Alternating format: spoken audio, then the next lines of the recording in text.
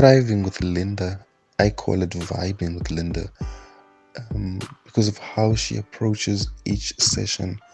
You kind of you have a roller coaster of emotions. You experience everything. It generally talks to me, and the everyday struggles that we faced as a young up and coming black people, be it the daily struggles in the workplace, or just the struggles as a up and coming entrepreneur, or someone who's been in the industry, but the struggles that we face and rarely talk about, or the struggles that we talk about behind the scenes, maybe when we're having our get-togethers. And I love how she's now addressing it out in the open, and I would appreciate if everyone can take an opportunity to listen to one of her sessions, just one, and not guarantee you'll come out a better person. She calls it thriving with Linda, but I rather prefer, I call it vibing with Linda. Thank you.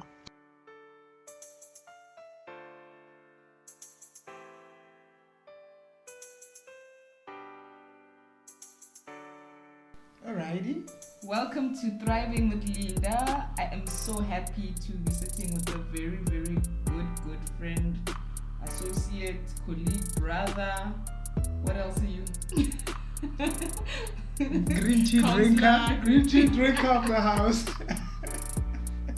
I think with me, I want to for us to walk away from this conversation with this one thing in mind, around excellence. Yes. I think the one thing that I want is to sort of entrench in the conversations that we have with young people around business and their futures, and obviously you know why we have this podcast, is the drive, not black excellence, just excellence. Yes. Just driving excellence and just honoring our craft in everything that we do. And I think with this series, now that we've started talking about, business supporting each other, having the right connections, the right relationships, understanding what it then means to step out of your comfort zone and be in the business. It's important what you are presenting to the world. That's very true. And I think from you, if you were to sum it up in 3 brief advice to whoever's looking at going that next step into business, and you want them to drive the excellence, not just black excellence, yes, not just the race card, yes, because I'm a black owned business, because I'm expecting that I'm contributing to the economy. Now you must support me, not, but just that advice to people that says we are all in this together, and it's important that we drive excellence. Exactly. I think the 3 points I'd say. Number 1 should be value. Add value to your client. Add value to your customers. You get what I'm saying? And after you've added value, once you know that what the service you're going to be rendering or you're going to be selling to me as your client is going to add value to me.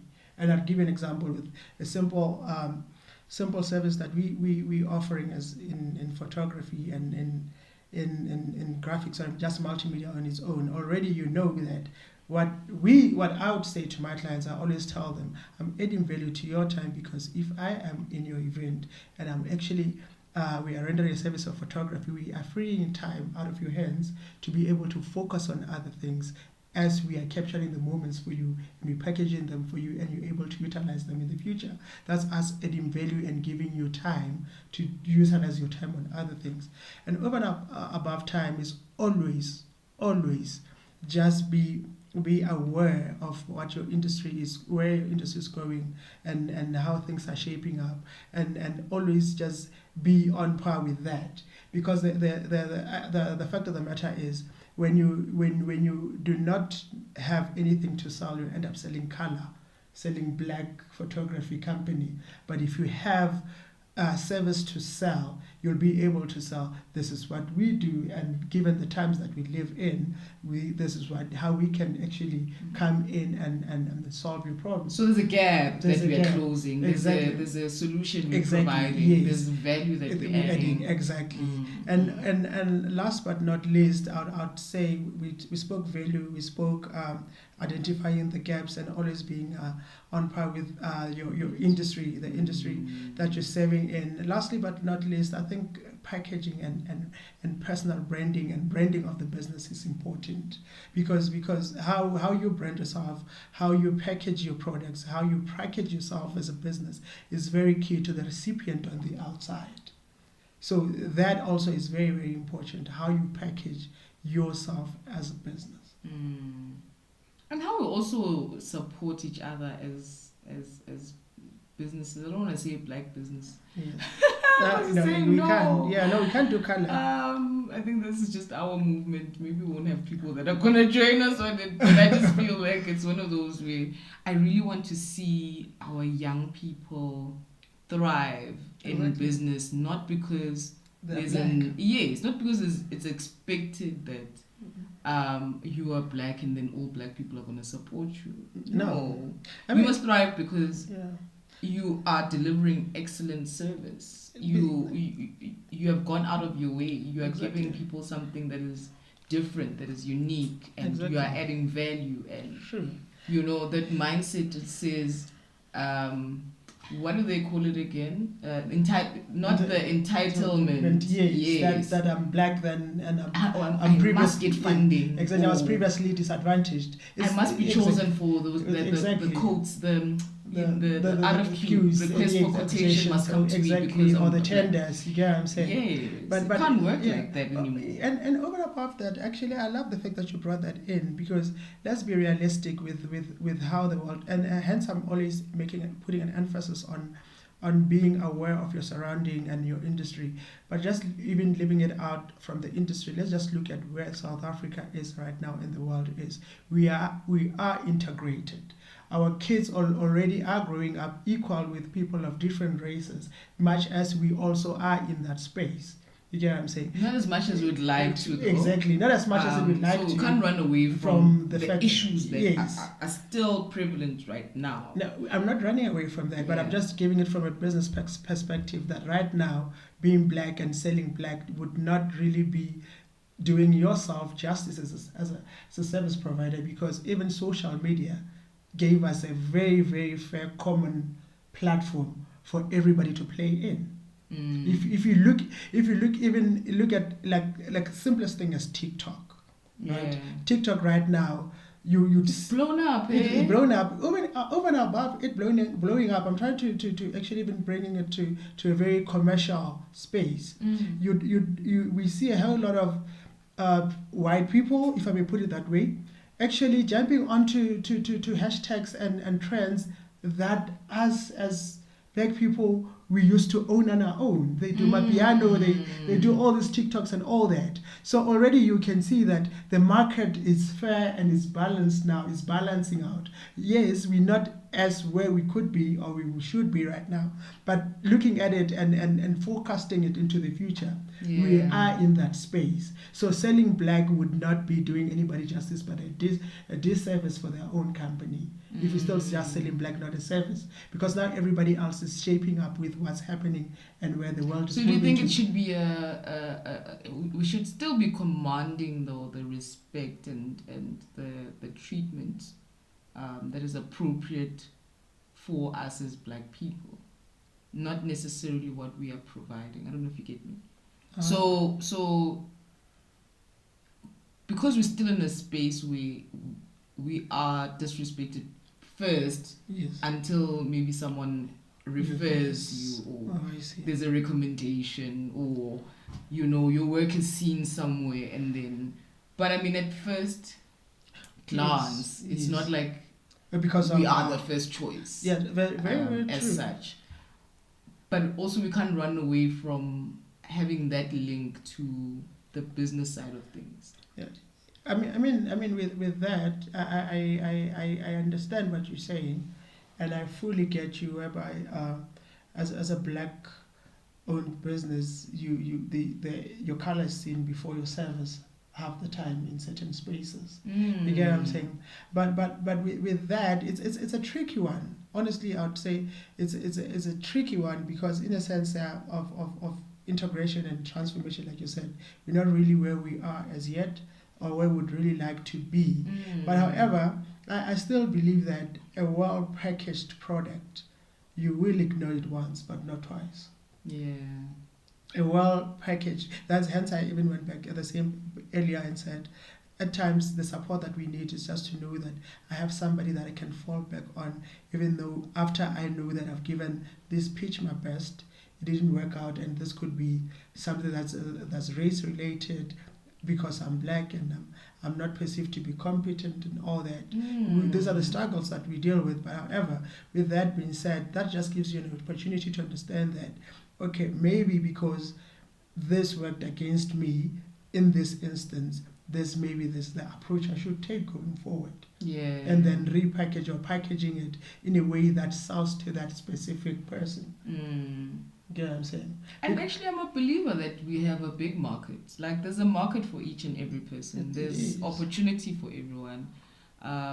We can all grow in spaces where we are told that no, this industry is saturated or this market is, you know. It belongs to a certain group of people.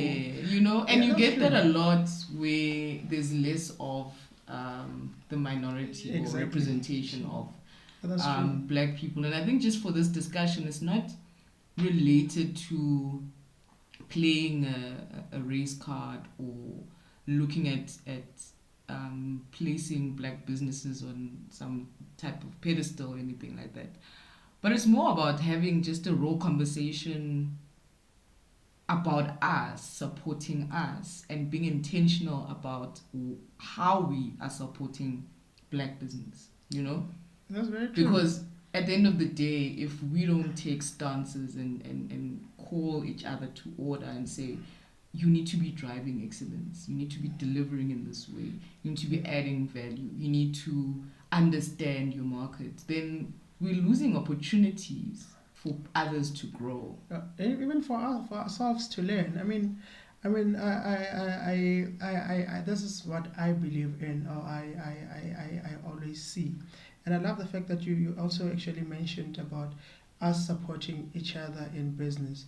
That's all good and well and great. It's a great concept when you look at it from an ideal world. You get what I'm saying? But however, with that being said, we should not discount the fact that us as black people, we actually have taken time to learn and educate ourselves in a lot of things. We're not as grade 12s or Form 5 school leavers like back in the day. And some of our businesses, our business ideas are thought through and are influenced by industry experience that we have under our belts. So I think already that on its own, we should not also just be glad because we have access and knowledge and that just leap from 0 to 100. Yeah. We should allow ourselves to grow into the businesses and everything else. Because right now the tendering and the BEE, I say, and I really don't mean to discredit or anything, but the BEE and the tendering system has kind of also robbed a lot of businesses a chance to learn. Because it's a shoot up shoot up, you already millions in the bank. Millions in the bank, you get what I'm saying? And then whereas at that time you still a one-man show. You don't even have somebody helping you with finances and all also this. PA. Exactly, also really PA and all this. Good morning. Exactly, you get what I'm saying? Good morning. So you actually the business yourself. You're the brand of the business. You get what I'm saying? So if and this is the saddest part. But now you're getting into another conversation that we were talking about. You know. Yeah. So but how our businesses should be separate. Yes. Yes, that we put the personality, the actual individual as the business. Yes. I mean, this even before we had this discussion or even spoke about you coming on board. I had asked like 3 people who owns Checkers, the spa, and they didn't know. Exactly. They honestly didn't know. Why? Because those people are not in front. Exactly. They are not the business. You are going to spa because for whatever reason it closes late, so it's a convenient. You're going to the you're buying the service. Yes. And the products. And the products that they not the person. Not the person. Yes. But with the businesses that are flighted everywhere. Exactly. You know the celebrity or or the personality before the actual the service. popular, yes. We actually know you before we know what your business does. You get what I'm saying? And that's just a very risky position to be in, because one step onto the left, the whole business goes down, because it's your name and your face, and we know you more than we know the business. Yeah. And then We nobody can't even use that example because, like, yes, I wanted to do some stuff. But this one individual. Yes. And the thing is, she's got a shaky history as well. Mm. Whereas at any point there could be a lapse, and then what happens? Yes, true. The business goes down. Exactly. Because reputation-wise, shares-wise, like yes, we can't touch you. You get what I'm saying? But like you said, that like it is a topic for another day. But honestly, that's just my thinking, that let's not deprive ourselves of the learnings that we need to learn in the business. Yeah. And also being able. So one of the learnings, obviously, when you learn, you'd be able to identify and apply. And apply, exactly. You'll be able to know that this is where I step back. This is where I start letting the business be the business, and detach, and duplicate ourselves, and multiply ourselves. That's important. What you just said, yes. that duplicating of self exactly is what I see a lot of the entrepreneurs have been around, business owners, startup people, is that when you're a one-man show, yes. Unfortunately you end up wanting to do I think even Vusi speaks about it, yes, with Tim around just how if you don't learn to let go, yes. delegate and duplicate, detach. Yes, if you don't detach, then you'll always be that one-man show. Yes, your business true. will not grow. Very true. Because then you haven't learned, you haven't applied the team. Exactly. And you at the haven't same formed time, the team. Actually, I like where this is going. And remember when we spoke about even maximizing of our time. Yeah. You get what I'm saying? Because when you transfer the skill, you're able to then free up time. Remember, adding value. Yes, add value. You free up your time now, so that you're able to get new business. Do a visibility study, and you're able to interact with the thank you. Yeah, so other clients, exactly. and just give ideas and exactly. and have strategic conversation. Thank you. Because unlike running around, being on being a creative director, an art director, a producer, and a script writer, a head photographer, you know. Imagine right now I was on set with you for the whole 3 hours, Linda, shooting your profile. Afterwards, I have to look at you again for 7 hours editing your photos. The whole 10 and now hours. you have to do the strategy, exactly. The social media strategy. The whole 10 hours is wasted that I could have spoken to a Madimecha or a Mutsumi from somewhere and say, hey guy, we actually just shot Linda's profile. It looks so amazing. We think we can do the same for you. And I throw in 1 or 2 pictures. You know what I'm saying? Yeah. Because I had duplicated myself, and I'm also multiplying myself. I've got 2 other people that I've transferred the skills to, and then they're able to carry the baton forward, and I'm able to then do something else for the business. Yeah, but that's just leadership in general. I think not even just in business. I think that's just being a leader. You know, we need more leaders who look at things like that, to look at development like that. Exactly. You know, at the end of the day, if you want to maximize your time, exactly. That means sharing, passing on the skill, exactly. paying it forward through someone else to say, actually, this is how I did it. You do it. Let me see. Exactly. And appraise that person when they're doing it, so that the next time you've saved 3 hours. That's very true. You know, that's now you can be more productive, more strategic. Exactly. About the next steps. You become a better decision maker because now you've got time. Exactly. You know, not rushed. You can look at your environment exactly. and be wise. You know, unlike being stuck in the. Exactly. You need the next rand. Exactly. You need the next rand. I think the other thing I maybe might have missed to add, it's okay not to always make a coin out of every invoice, especially when you're building up. Very, very much okay. Is putting back into the business, investing back into that skill. Let's say, for instance, you're running a small business and you're trying to multiply yourself. You need to give your stakeholders money. You need to do this. You need to do that. It's okay for you to pay it forward in that fashion. Pay that freelancer that you're working with. Pay that guy on a retainer that works with you keep them happy, because if they're happy, they'll deliver better. And then that frees you time, even though you might be hungry. I understand. There's nothing as It's painful very as hustling when on we're a hungry hungry stuff. stomach. I know, but we show up. We show up. We show up. Yeah. We show up. For as long as you're able to get up and show up and look proper and speak the language, you will get the next penny, you'll get the next invoice, and then you're able to then build the business. Because if you always want to get a penny out of everything, then how do you then plow back the money into the business to grow it? You get what I'm saying? So great. Much as the business about making money down to the last penny, at the same time, plowing back means putting in back the seed so that it grows. So then, if you don't put back the seed, every invoice that comes has to serve you. Then you're serving yourself, but not the business. But if you're paying an employee, if you're paying somebody to free your time, if you're paying somebody else to do something for you, you're actually plowing back into the business. It's simple. It's not rocket science. That's even getting a helper. You're gonna say simple maths.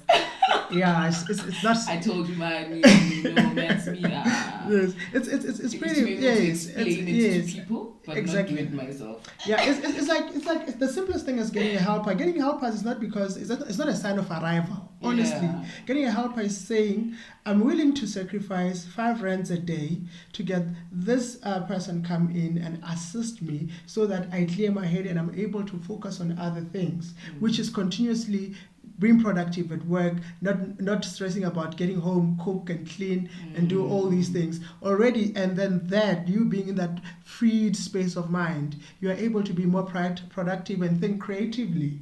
So that's the same. Making time for the right things. Exactly. That's the same phenomenon in business. If you're able to get somebody to assist you, I would say that's one of the things that we also need to look into as small businesses and entrepreneurs, and know that if I've got a Linda who's like, okay, always calling me out, Godfrey, that meeting, Muddy Major, you forgot this. Oh, that shoot. Oh, I'll edit this. I know that stress is taken off my shoulders, and I'm able to then do other things. So those are some of the things I think as business people, as small businesses, we need to look into, because being a one-man show shows no sign of growth. Yeah. And over time, people do not want to then finance someone's lifestyle in the Have name you of... ever been asked that question though? What? Like how many team members? How many people do you have in your team? Oh, how many team members do you have? I'm sorry, That's guys. That's a tricky one. No, it's not tricky. Believe me, it's not tricky. No, when someone asks that, it's because they're trying to assess how far you've come. Yes. For me, it's my bragging platform. Before you ask, I'll say us. The minute I say us, you know there's people. Yeah. And when they say it's people, believe in me, it will be one person's photo shoot. I'll bring the whole entourage. Nah. 6 people for one person. One person. You can't even I'm so over you. Get you bored. You can't even just lift your finger to try and chase a fly away. No, before you do it, somebody's already, sorry ma'am, it's fine. We got this. Come with the entourage. I'm just being dramatic. I'm joking, but yeah, it's a good feeling to be in a position where you're able to say us, and you're saying us from a foundation where you've built it and you've seen it grow, and it's your hard work, blood, sweat, and tears, as they call it. So don't be afraid to grow. No, don't be not afraid even. to grow. Not That's even. another key message, though. Yes, Don't do be not. afraid to Do grow. not. When you invest, obviously, it's you saying, I want to grow. And then when that growth happens, it's fulfilling more than an invoice. No, the thing is, it's been just sad, obviously, to see some of the businesses that you and I both knew Yes. of that have not only closed, but have crumbled, so much so that the people couldn't even go home and make the continue the business from home. Yes. Where things just literally went into a standstill. Yes, for those people. Yes. So I think now, obviously, when you're saying to people, don't be afraid, to grow, and all that, we need to also pay attention to that. exactly. It's going to be difficult to rebuild. Yeah, that's very true. And when you fall in business, it's not like when you fall at work. Yeah, true. When you fall at work, there's always your policy wellness, well-being. They come, exactly. the psychiatrist that thing. As a business owner, yes, it's all on you. People that it's has all on to, you. It's all on you. And starting from scratch. Exactly, and having to rebuild as well. Don't be afraid if it does happen. We make mistakes. But we're proud. Yes. I think it's a shout out to all those that actually took the step. Yes, true. To have businesses and have gone through such a hectic time. Because of COVID-19, had to, I think the other thing shut down. I mean, just to add on to that, I think the other thing that we need to be very, very careful of as entrepreneurs, we should not do things for clout. We should not do things for. Let's not get into business because we want our peers to come give us a pat on the back and say you're doing well, boy. You get what I'm saying? There has to be a bigger purpose than just a you're doing well friend when we're having a beer. There has to be a bigger purpose than just because the thing is the reality with the business, when it grows, you become responsible for people's livelihood. You get what I'm saying? So it goes beyond just a bar conversation and a bragging right. You get what I'm saying? It goes beyond that. So I think as entrepreneurs as well, we should be very, very mindful not to fall into that trap of wanting to have that street cred, whereby we have a team but people are not happy and we are living the life at the expense of our team members. I think that's another thing that we can look into in another conversation as to how do we then balance our social lives and our business lives, especially with branding, those relationships. Exactly. Yes, you get what I'm saying. So that because like we said, business is a business because of continuous business, of long-standing relationships. There are certain businesses that started with client A, and then 20, 30 years later into their businesses, client A is still their client. They just built onto that client. And then that client is not even willing to shift because they know these guys will bend backwards for me. And that's just I think for me that's a sign of success more than having a bigger bank balance. Thank you for joining me for this session. If you liked what you heard and believe it can help someone, please share, rate us, subscribe. Abundant blessings to you and yours. Bye.